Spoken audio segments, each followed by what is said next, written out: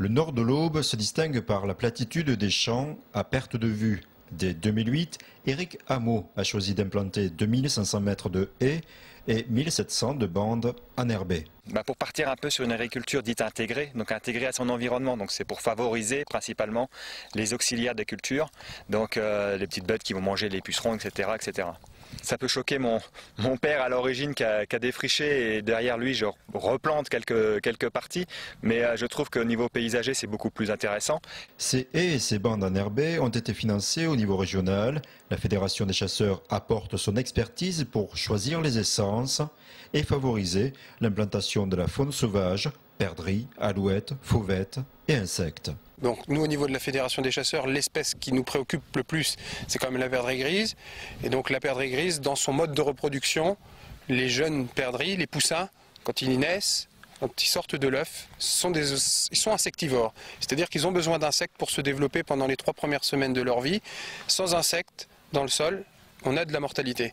Là, on a au niveau des couverts qui sont présents dans la haie, donc des essences végétales qui sont favorables à la production d'insectes, ce qu'on va appeler des auxiliaires de culture, notamment les carabes, qui sont donc des prédateurs des ravageurs de culture et qui vont aller se nourrir dans la parcelle voisine et permettre ainsi à l'exploitant agricole de mettre un petit peu moins d'intrants, notamment des insecticides. En Champagne-Ardenne, un réseau de fermes agrifaune a été créé dans chaque département. Des fermes agrifaunes, on en a 2 à 3 par département. Elles ont plusieurs objectifs. L'objectif essentiel, c'est de nous servir d'outils de support pour l'expérimentation, pour la démonstration et pour la communication. Ça marche, oui, oui.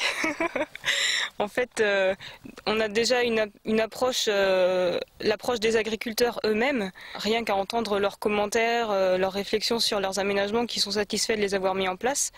Déjà, l'expérience montre que visuellement, on arrive à observer des compagnies de perdrix qui vont être localisées au pied des bandes enherbées ou au pied des buissons. Et donc déjà, visuellement, c'est important d'avoir cet aspect-là, même si c'est toujours difficile de chiffrer l'intérêt que peut apporter la biodiversité sur une exploitation agricole. La démarche d'agrifaune a débuté en 2007 en Champagne-Ardenne. Dès le début de l'opération, une base de données enregistre l'ensemble des opérations menées. Objectif, présenter des références techniques sérieuses qui permettront de convaincre d'autres agriculteurs volontaires pour se lancer dans la démarche agrifaune.